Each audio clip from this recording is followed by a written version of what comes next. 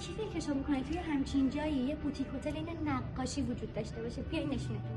اینجا بوتیک هتل روزاسه. از در که وارد شدیم مستقیم پذیرش شدیم و تو لابی منتظر موندیم. بعدش هم متوجه شدیم که یه فروشگاه کوچولو سوغاتی هم خودشون دارن. اتاقو که دیدم گفتم اینجا همون جایی که باید فقط توش استراحت کرد. از شیکی و تمیزیش نگم، یه مینی بار کوچولو هم برامون گذاشته بودن. همه سرویس بهداشتی از سشوار و پک بهداشتی داشتن و جالبی اینجا اینه که همه حموما با رنگ اتاقا ست بود. شما فکر کن صبح چشتو رو به همچین ویوی باز کنی، بعدش هم بری همچین جای کیوتی برای سرو صبحانه. از اونجایی که خیلی ذوقشو داشتم توی همچین فضای صبحونه بخورم، ببین چه میزی چیده بودن. به جرئت بگم صبحونه‌شون حرف نداشت. از اونجایی که اینجا خیلی خوشگل بود گفتم بگردیمش و از خوبیاش براتون بگم. اینی که آسانسور داره دیگه لازم نیست پله ها رو بیایی بالا پایین کنی.